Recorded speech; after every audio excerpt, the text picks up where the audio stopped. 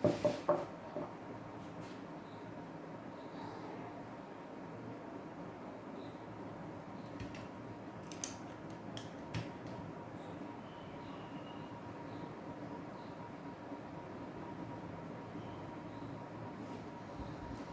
morning to all of you.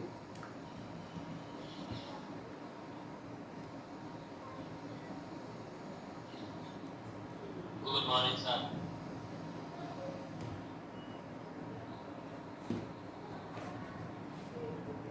बेटा देखिए, इसमें आगे बढ़ते हैं हम। एक्सरसाइज एक, इसमें एक एक चैप्टर लेके बचे हुए 10 दिन में हम पीछे वाला जो पोर्शन है उसको रिवाइज करते हैं। कल एक तो यूनिट आपके पास रहेगी मैट्रिसेस और डिटर्मिनेंट, मैट्रिसेस और डिटर्मिनेंट, साथ में एक 11th की यूनिट और, तो मैं आपको बता दूंगा, रिटर्न में मैसेज भेज दूंगा।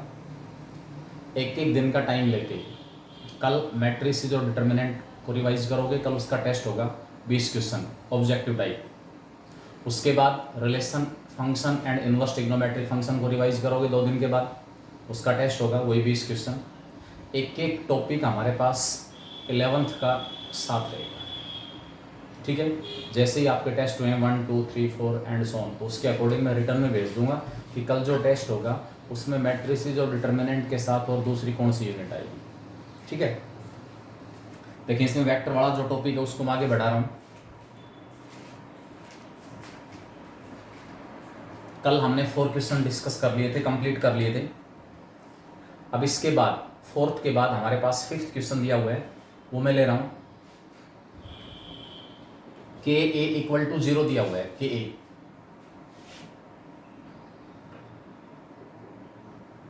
What can you say about K and A. Non zero vector है, अगर उसको स्केलर 0 से मल्टीप्लाई किया तो भी 0 आएगा। यानी कि के और ए एक स्केलर और एक वेक्टर का प्रोडक्ट 0 दिया हुआ है।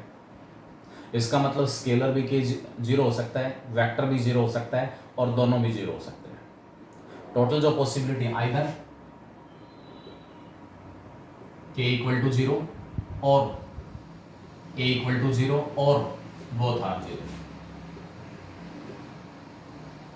कंसेप्चुअल क्वेश्चन है छोटे छोटे। इसके अंदर कोई भी क्वेश्चन आप निकालो, उसके अंदर इसका जो कॉन्सेप्ट है कि भाई ये ऐसा क्यों है, वो जरूर आपको याद होना चाहिए। ये नहीं कि ठीक है क्वेश्चन निकल गया, कहाँ से क्या हुआ, तो बात नहीं बनेगी। ए नॉन जीरो वेक्टर है, स्केलर के निकालना है। के का मैग्नीट्यूड 1 बता चुका हूँ मैं, magnitude of K into magnitude of A equal to 1। A आपके पास यूनिट वेक्टर दिया हुआ है, ए का मैग्नीट्यूड 1 हो गया, स्केलर के का मॉडुलस 1 आ जाएगा, के की वैल्यू +-1। बताया था मैंने जहाँ हम डिस्कस कर रहे थे scalar multiple of A vector, वहाँ मैंने ये बात आपको बताई थी, ये कॉन्सेप्ट क्या होता है। ए का मैग्नीट्यूड 5 है, आई थिंक 6 क्वेश्चन निकाल लेंगे आराम से। डेफिनेशन जो है, वेक्टर को स्केलर से मल्टीप्लाई करोगे तो उसका मैग्नीट्यूड क्या होगा, स्केलर का मैग्नीट्यूड इनटू वेक्टर का मैग्नीट्यूड। 6 के सारे पार्ट निकल जाएंगे। 7th क्वेश्चन है, for what value of P is, for what value of P is. P हमें निकालना है, किस प्रकार निकालना है, for which I plus J plus के, इसके साथ मल्टीप्लाई है P, is a unit vector.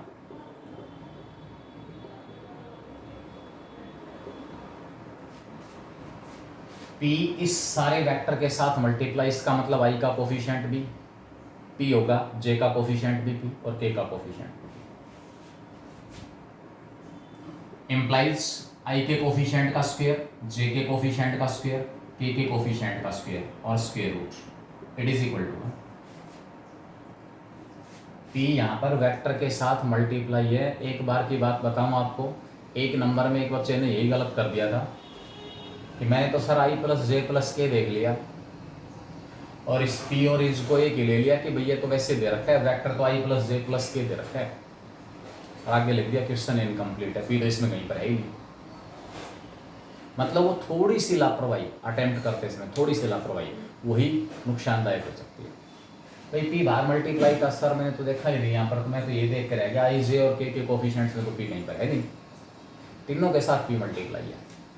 आई के कोफिशिएंट का स्क्वायर, जे के कोफिशिएंट का स्क्वायर, के कोफिशिएंट का square equal to 1। 3p square, square कर दिया 1, पी स्क्वायर की वैल्यू 1/3, पी की वैल्यू आएगी प्लस माइनस 1/√3। पी की जो वैल्यू हमारे पास वो कितनी होगी, प्लस माइनस 1/√3। नेक्स्ट ए दिया हुआ है, वेक्टर ए दे रखे है, लैम्डा की वैल्यू इस प्रकार निकालो, -3i - 2j + 6k, -3i - 2j + 6k। Find lambda for which lambda A जो है वो यूनिट वेक्टर है। लैम्डा ए यूनिट वेक्टर होने का मतलब लैम्डा ए का जो मैग्नीट्यूड है वो 1 है, लैम्डा ए यूनिट वेक्टर हो जाएगा। निकालो लैम्डा ए, लैम्डा ए वेक्टर आ गया -3 लैम्डा आई -2 लैम्डा जे + 6 लैम्डा के। लैम्डा ए का मैग्नीट्यूड आई के कोफिशिएंट का स्क्वायर, जे के कोफिशिएंट का स्क्वायर और के कोफिशिएंट का स्क्वायर, सारे का स्क्वायर रूट इक्वल टू 36 और 9 45 और 4 49। 49 लैम्डा स्क्वायर हमारे पास 1 आ गया। स्क्वायर रूट मत निकालना इसके अंदर, 49 का स्क्वायर रूट तो 7 आ जाएगा। लैम्डा स्क्वायर का square root, modulus of lambda लेना, कभी उसको लैम्डा ले लो। यहाँ भी गलती हो सकती है, आधा नंबर यहाँ भी काट देगा। अंदर 49 लैम्डा स्क्वायर आ गया, इसका स्क्वायर रूट इक्वल टू 1। आप कहोगे सर स्क्वायर रूट आ गया 7 लैम्डा 1, लैम्डा की वैल्यू प्लस माइनस 1, ये ओनली 1/7 माइनस 1 है, गलती कर दी। एक्स स्क्वायर का जो स्क्वायर रूट है, अगर एक्स वेरिएबल है, it is not equal to X, it is equal to mod X. ध्यान रखना इस बात का, एक्स स्क्वायर का जो स्क्वायर रूट है वो एक्स नहीं होगा, मोड एक्स होगा। तो यहां से आपके पास 49 का तो स्क्वायर रूट 7 आ गया, लैम्डा स्क्वायर का square root mod of lambda आएगा। मोड ऑफ लैम्डा की वैल्यू 1/7 है और वहां से लैम्डा प्लस माइनस 1/7 आ जाएगा। दो वेक्टर इक्वल हैं, बता दिया था कल, आई जे और के कोफिशिएंट सेम होंगे। 8th के दोनों तीनों पार्ट अपने आप निकालोगे।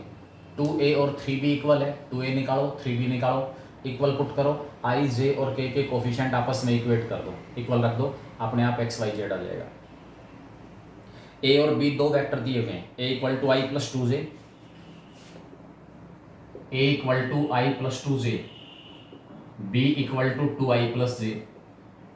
आपसे पूछ रहा है क्या a का मैग्नीट्यूड और b का मैग्नीट्यूड इक्वल है? बेटा नोटेशन वाइज गलती मत कर देना, मैं बार बार कह रहा हूं ये बात।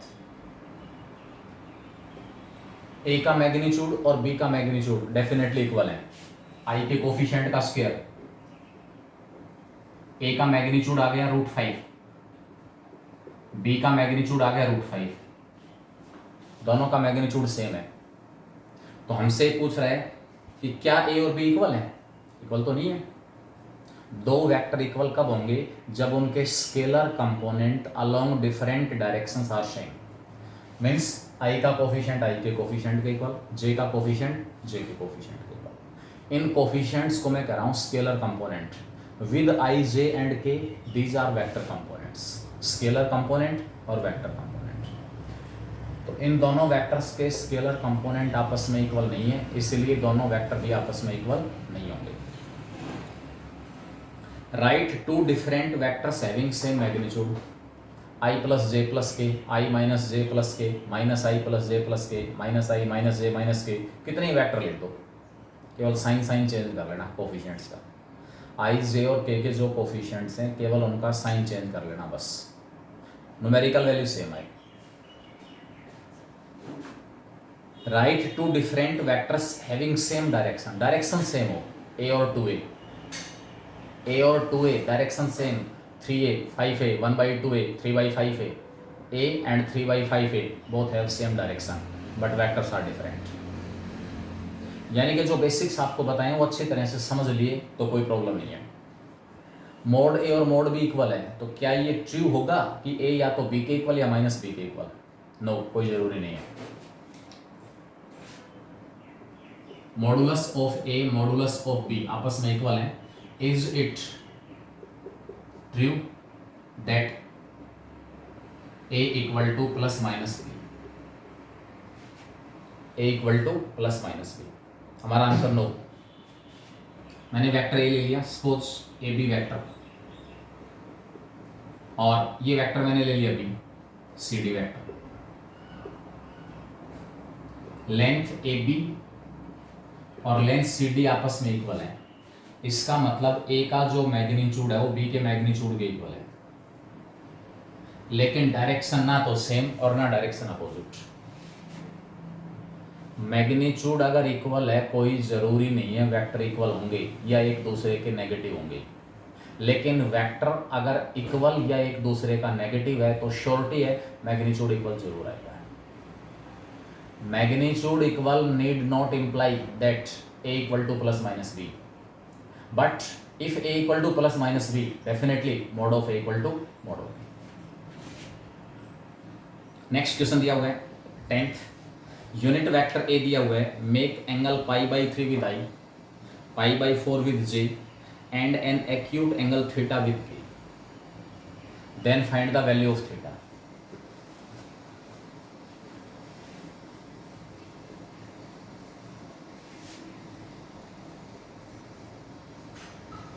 कुछ इसी टाइप के ही क्वेश्चन आपको मिल जाएंगे स्केलर प्रोडक्ट वाली जो एक्सरसाइज है उसमें भी।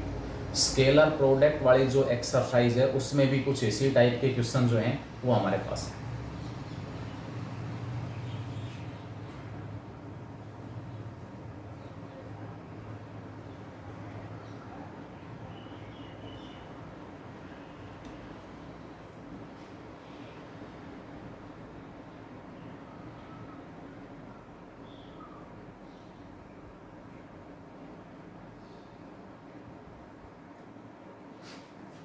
देखिए इसमें यूनिट वेक्टर है, आई के साथ पाई बाई 3 एंगल बना रहा है, जे के साथ पाई बाई 4 है, और and an acute angle theta with के। बेटा मैंने जब डायरेक्शन रेशियो और डायरेक्शन कोसाइन से डिफाइन किए थे उस समय आपको बताया था, अगर आपको ध्यान हो तो, यूनिट वेक्टर में डायरेक्शन रेशियोज और डायरेक्शन कोसाइंस सेम होते हैं। यूनिट वेक्टर के डायरेक्शन रेशियो और डायरेक्शन कोसाइंस सेम होते हैं, और डायरेक्शन कोसाइंस निकालने का मतलब है उस वेक्टर द्वारा एक्स वाई और जेड एक्सिस के साथ बनाए हुए एंगल्स के कोसाइन की वैल्यू। आप स्केलर प्रोडक्ट का कॉन्सेप्ट यूज करना चाहो स्केलर प्रोडक्ट का कॉन्सेप्ट यूज कर लो, डायरेक्शन कोसाइंस की हेल्प लेना चाहो वहां से निकाल लो, दोनों पॉसिबिलिटी है। L equal to cos alpha equal to cos pi by 3 1/2, M cos beta cos pi by 4 1/√2, and last हमारे पास है acute angle theta N cos theta, ये हमें निकालना है। प्रॉपर्टी यूज कर लूंगा मैं डायरेक्शन कोसाइंस की, L square plus M square plus N square equal to 1 होता है। एल और एम की वैल्यू है मेरे पास 1/4 plus 1/2 plus cos square theta equal to 1। Cos square theta की वैल्यू 1/4 प्लस 1/2 3/4, परली तरफ जाके -3/4, 1 - 3/4 1/4 आ गया। Cos theta 1/2, theta is acute, theta जो एंगल है वो कैसा एंगल है एक्यूट, इसलिए यहाँ पर कोस थीटा की वैल्यू हमारे पास कितनी आएगी 1/2, और कोस थीटा 1/2 है तो थीटा की वैल्यू आपके पास कितनी आ गई, ठीक है। एल एम और एन की वैल्यू आ गई, देयरफॉर यूनिट वेक्टर, ध्यान रखना केवल यूनिट वेक्टर के अंदर लोगे आप, केवल unit vector l i plus m j plus m k. L हमारे पास कितना है 1/2i 1/√2j, और एन हमारे पास है कोस थीटा 1/2। एक ऑप्शन एक मेथड, दूसरा मेथड भी है वो हम लेकिन स्केलर प्रोडक्ट वाला कॉन्सेप्ट पढ़ने के बाद अप्लाई करें तो ज़्यादा बेटर है। फिलहाल जो रिजल्ट मैं यूज करूँगा, मैंने आपको कल भी बताया था, दो वेक्टर्स के बीच का एंगल अगर दिया हुआ है cos theta equal to a dot b upon में mod a into mod b, वो कॉन्सेप्ट यूज करेंगे। मैंने अज्यूम कर लिया vector a equal to a1i plus a2j plus a3k। Second option है, दूसरा मेथड है इसी क्वेश्चन को निकालने का। As this vector a makes angle pi by 3 with i cos pi by 3 a dot i magnitude of a into magnitude of i। a और i का dot product एक बार बता देता हूं, वेक्टर a हमारे पास है, उसका डॉट प्रोडक्ट i के साथ निकालना है, a1i plus a2j plus a3k dot i plus 0j plus 0k, i plus 0j plus 0। ठीक है, ये फिलहाल मैं इतना मान के चल रहा हूं कि ये दोनों फॉर्मूले आपने 11th फिजिक्स में पढ़े हैं, तो आपको जानकारी है इनकी। मैं डिटेल में सारी चीजें डिस्कस करूंगा इस एक्सरसाइज के बाद। i का कोफिशिएंट a1 यहाँ पर 1, a1, a2 into 0, a3 into 0, तो a डॉट i हमारे पास a1 आ गया, a1 आ गया। वेक्टर a का मैग्नीट्यूड भी 1 है क्योंकि यूनिट वेक्टर है, i कैप का मैग्नीट्यूड भी 1 है, तो a1 आपके पास cos पाई बाई 3 आया, cos pi by 3। Similarly cos pi by 4 a dot j magnitude of a into magnitude of j, a dot j i का कोफिशिएंट 0 हो जाएगा, यहाँ j का कोफिशिएंट 1 हो गया, यह हमारे पास a2 आ जाएगा, a2 cos pi by 4 1 by root 2 and cos theta a dot k upon में mod of a into mod of a dot k की वैल्यू a3 आ गई। अब आप कहोगे सर यहां से निकालें कैसे cos theta? Vector a unit vector है, इसका magnitude as a is a unit vector, therefore a1 square plus a2 square plus a3 square, सारे का स्क्वायर रूट इक्वल टू 1 आ गया, मैग्नीट्यूड स्क्वायर रूट बना दिया, दोनों साइड इसका स्क्वायर कर लिया। a1 की वैल्यू मेरे पास है, a2 की वैल्यू है cos 60 1 by 2, cos 45 1 by root 2, 1 by 2 का स्क्वायर 1 बाई रूट 2 का स्क्वायर, और a3 है cos theta, cos square theta equal to 1। तो सबसे पहले cos थीटा की वैल्यू आएगी, cos थीटा हमारा a3 है, a1 है 1 बाई 2, a2 है 1 बाई रूट 2, a3 होगा जो यहाँ से आएगा वो, उनकी वैल्यू वापस यहाँ पुट कर देना, आंसर सेम आएगा यही। तो दोनों ऑप्शन है, लेकिन ये कॉन्सेप्ट ध्यान रखना, केवल यूनिट वेक्टर एक ऐसा वेक्टर होता है जिसमें आई जे और के जो कोफिशिएंट हैं वो उसके डायरेक्शन रेशियो भी होते हैं और डायरेक्शन कोसाइंस भी होते हैं। वैसे तो जर्नली मैंने बता दिया आई जे और के कोफिशिएंट डायरेक्शन रेशियो होते हैं, और डायरेक्शन रेशियोज को वेक्टर के मैग्नीट्यूड से डिवाइड करोगे तो डायरेक्शन कोसाइंस आ जाएंगे, लेकिन क्योंकि वेक्टर का मैग्नीट्यूड 1 है इसलिए आई जे और के कोफिशिएंट्स को जब आप 1 से डिवाइड करोगे तो उनके ऊपर कोई फर्क नहीं पड़ेगा। यूनिट वेक्टर ऐसा वेक्टर होता है जिसमें डायरेक्शन रेशियो और direction cosines same. Next 11th magnitude निकालना है। Find the vector with initial point 2 3 0 and terminal point -1 -2 -4, also find its magnitude. मैंने आपको बताया था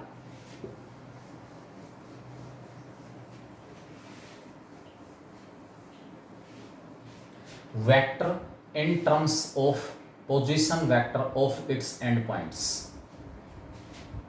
अगर आपको वेक्टर ए बी निकालना है तो इसके लिए position vector of B minus position vector of A,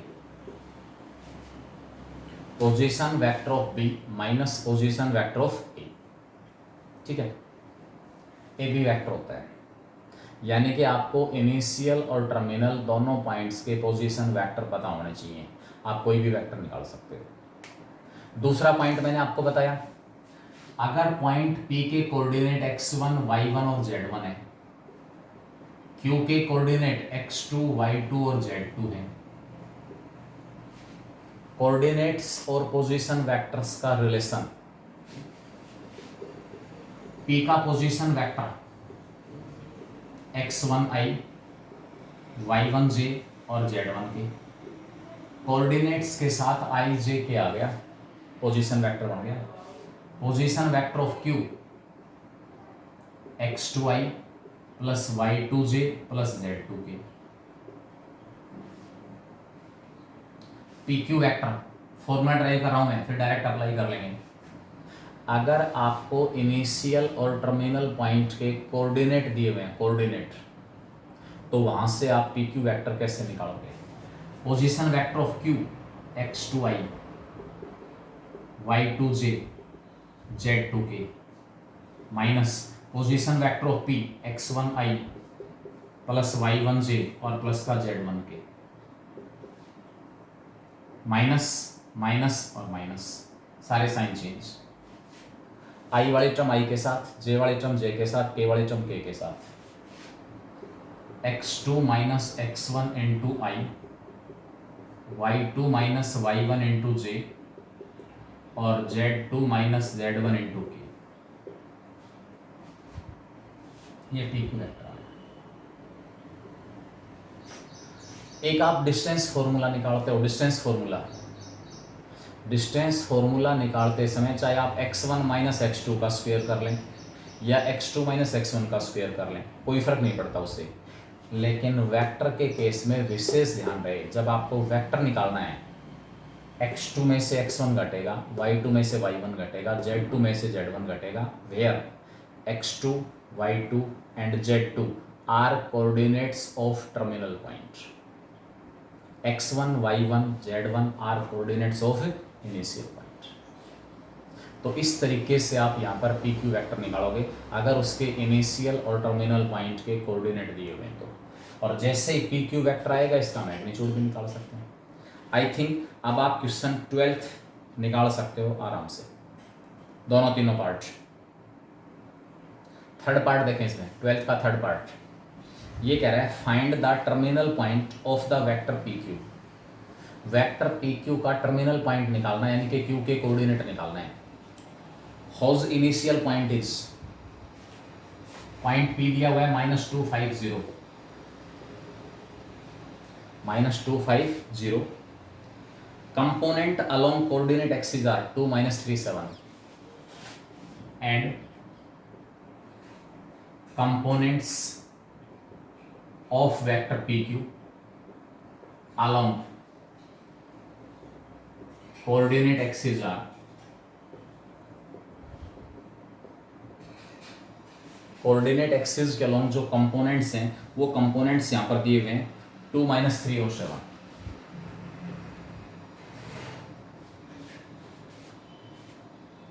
assume कर लेते हैं इनिशियल पॉइंट तो P दे ही रखे है, लेट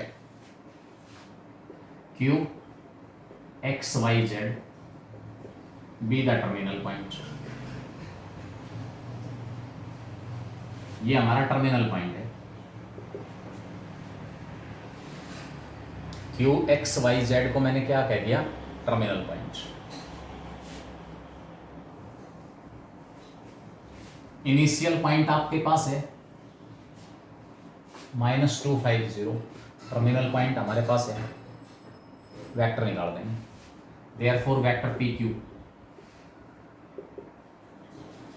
Q जो है वो x2, टर्मिनल पॉइंट हमेशा सफिक्स 2 लेना उसके साथ, x -2 x + 2 into i, y -5 into j, z -0। ये हमारे पास वेक्टर PQ आ गया। PQ वेक्टर निकाल लिया हमने। As scalar components of this PQ vector are 2 -3 and 7। x + 2 = 2 आ गया, y -5 = -3 आ गया और z = 7 आ गया। x की वैल्यू 0 आई, y हमारे पास +2 आया और z 7 आया। इसका मतलब जो टर्मिनल पॉइंट दिया हुआ है Q, उसके कोऑर्डिनेट आ गए 0, 2 और ये हमारा टर्मिनल पॉइंट आ जाएगा, टर्मिनल पॉइंट Q। ये हमारा क्वेश्चन है। अगर इनिशियल और टर्मिनल पॉइंट के कोऑर्डिनेट्स दिए हुए हैं तो वेक्टर कैसे निकालोगे? वेक्टर के स्केलर कंपोनेंट, कंपोनेंट का मतलब वर्ड नहीं दे रखा, ना स्केलर ना वेक्टर। अगर यहाँ आई जे के नहीं है तो अंडरस्टूड है, स्केलर कंपोनेंट है। इनके साथ आई जे के होता तो ये वेक्टर कंपोनेंट हो जाते, तो उससे कोई फर्क नहीं पड़ना कि कौन से कंपोनेंट है, दिखाई दे रहा है स्पष्ट। आई जे के नहीं है, it means these are scalar components. Sum of the vectors निकालेंगे अपने आप, 13th ऐड कर लेना तीनों को, आई जे और के कोफिशिएंट आपस में ऐड हो जाएंगे। A b and c have components, vector जो ए है उसके कंपोनेंट 1 - 1 मीन्स वेक्टर ए हो जाएगा i - j, वेक्टर बी हो जाएगा 2i - 2j, और वेक्टर सी हो जाएगा 2i + k, 2i + k। Find 2a - b + 3c, निकाल लेंगे, कोई दिक्कत नहीं है। Find A unit vector in the direction of, vector A दिया हुआ है 2i - 3j, किसी भी वेक्टर के अलोंग यूनिट वेक्टर, उस वेक्टर को उसी के मैग्नीट्यूड से डिवाइड, फॉर्मूला ऐसे था। इसी प्रकार इसका सेकंड पार्ट है, unit vector in the direction of vector p q where p and q have coordinates, p दिया हुआ है 508, क्यू दिया हुआ है 332।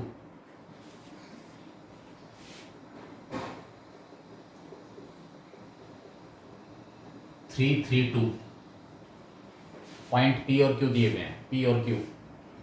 पॉइंट पी हमारे पास है 508 और क्यू दिया हुआ है 332। पी क्यू के अलोंग यूनिट वेक्टर निकालना है, सबसे पहले पी क्यू वेक्टर निकालना।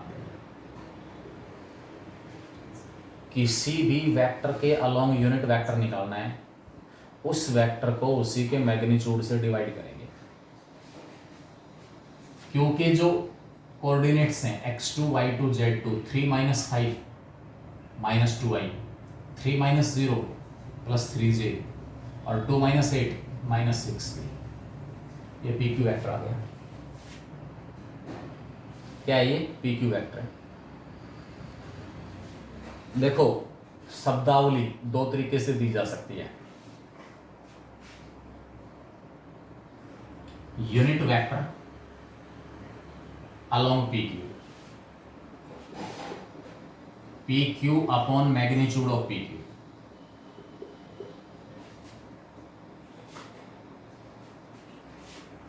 -2i + 3j - 6k upon 7, unit vector आ गया पी क्यू के अलोंग। अगर आपसे ये कहे ना कि unit vector parallel to p q,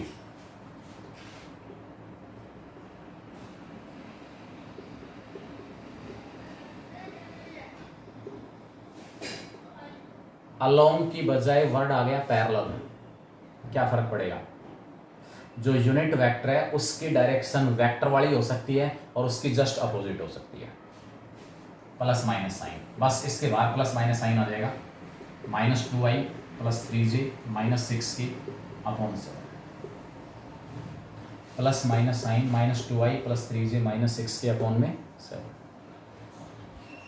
along, vector के along in the direction of vector, unique unit vector will be there. और किसी भी वेक्टर के पैरेलल मैक्सिमम 2 यूनिट वेक्टर निकाल सकता हूँ। पैरेलल मैक्सिमम 2, एक सेम डायरेक्शन में और एक अपोजिट डायरेक्शन में। पैरेलल का मतलब वो लाइक पैरेलल भी हो सकता है, अनलाइक पैरेलल भी हो सकता है। प्लस साइन लिया तो वेक्टर पी क्यू और यूनिट वेक्टर की डायरेक्शन सेम होगी। यहाँ माइनस साइन लिया तो वेक्टर पी क्यू और उसके अलोंग जो यूनिट वेक्टर है उसकी डायरेक्शन अपोजिट। तो डिफरेंस आपको कहाँ रखना है? Along a vector unique unit vector will be there, parallel to a vector 2 unit vectors आपको मिलेंगे, एक सेम डायरेक्शन में और एक अपोजिट डायरेक्शन में।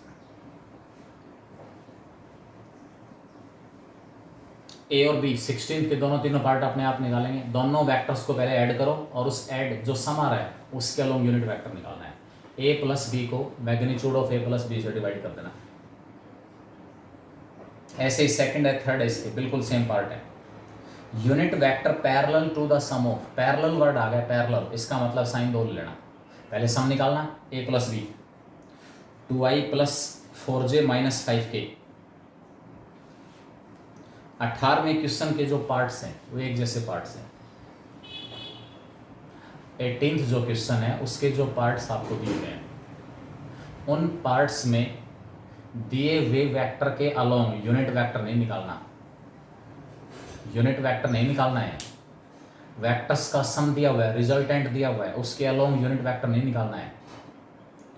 क्वेश्चन नंबर 17 में तो यूनिट वेक्टर निकालना है along the sum, parallel to the sum. तो पहले ऐड करो पैरेलल टू द सम, ये प्लस माइनस आ जाएगा बस।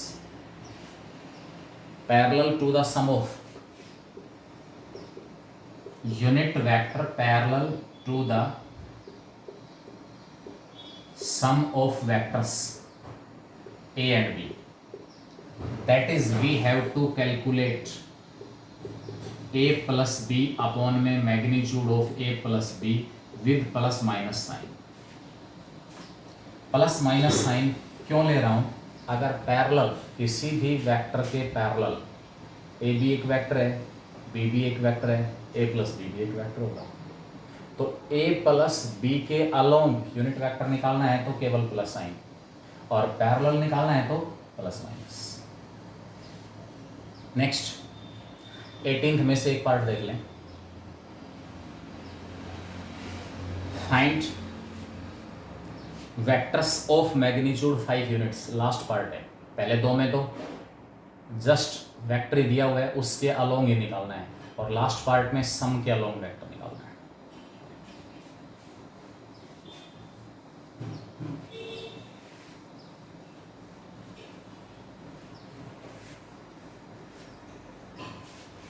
वेक्टर ए गिवन आपके पास 2i प्लस 3j माइनस के,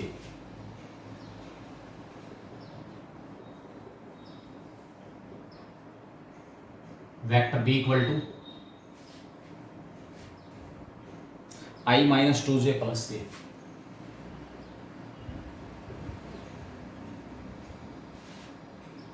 ये कह रहा है vector of magnitude 5 unit parallel to the sum of vectors a and b. Vector of magnitude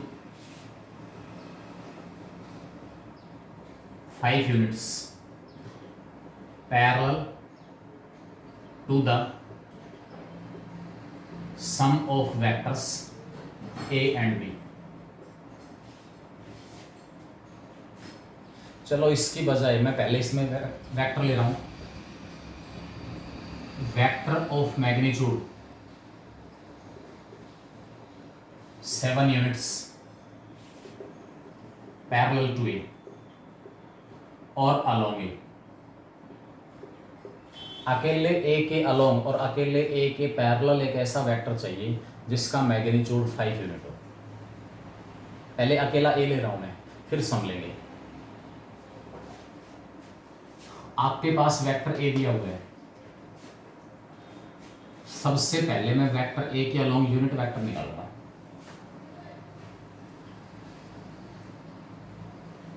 to I plus 3j minus k upon में √4d। बेटा आई जे और के कोफिशिएंट इस प्रकार सेट करने हैं, आई जे और के जो कोफिशिएंट हैं वो इस प्रकार चेंज करने हैं कि उनके स्क्वायर का सम और स्क्वायर रूट 5 आ जाएगा। मतलब ये कोफिशिएंट्स चेंज होंगे। ये तो यूनिट वेक्टर आ गया। वेक्टर ऑफ मैग्नीट्यूड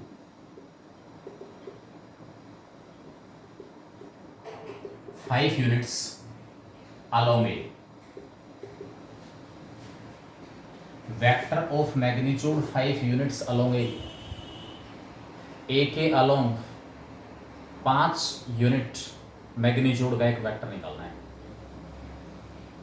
अगर आप एक वेक्टर को स्केलर से मल्टीप्लाई करते हो तो उस वेक्टर के ऊपर क्या फर्क पड़ता है? स्केलर पॉजिटिव है तो डायरेक्शन के ऊपर कोई फर्क नहीं पड़ेगा। मैग्नीट्यूड स्केलर टाइम से इंक्रीज हो जाएगा। मेरे पास 1 मैग्नीट्यूड का एक वेक्टर है, मुझे इसका मैग्नीट्यूड 5 बढ़ाना है, 1 मैग्नीट्यूड वाले वेक्टर को 5 से मल्टीप्लाई कर देंगे तो रिक्वायर्ड वेक्टर आ गया हमारे पास 5 एक है। It will be 5 times of एक है 2i plus 3j minus k upon में √14। अगर मैं आपसे ये पूछूं अब कि भाई a कैप और 5 a कैप क्या रिलेशन है तीनों में, डायरेक्शन तीनों की सेम है, डायरेक्शन तीनों की सेम है, मैग्नीट्यूड का डिफरेंस है। इसका मैग्नीट्यूड √14, इसका मैग्नीट्यूड 1 और इसका मैग्नीट्यूड 5। बेटा यूनिट वेक्टर निकालने का मतलब उसका मैग्नीट्यूड 1 आ गया। अब वैसे आप अंदाज़ा लगाओ कि भी आई जे और के कोफिशिएंट्स को किससे मल्टीप्लाई करूं मैं ताकि उस आने वाले नए वेक्टर का मैग्नीट्यूड 5 आ जाए। तो लेंथी कैलकुलेशन हो सकता है, बात समझ में आए या ना आए, वो चीज़ डिसाइड हो पाए या ना डिसाइड हो पाए। इसके लिए सबसे पहले आप यूनिट वेक्टर निकालो उस वेक्टर की डायरेक्शन में। यूनिट वेक्टर को 5 से मल्टीप्लाई कर दो, मैग्नीट्यूड 5 हो जाएगा। 10 मैग्नीट्यूड का वेक्टर निकलवाए तो यूनिट वेक्टर को 10 से मल्टीप्लाई कर दो। हमारा क्वेश्चन था इन दोनों के सम के अलोंग। ये तो था अलोंग की बजाय के vector of magnitude 5 units parallel to A.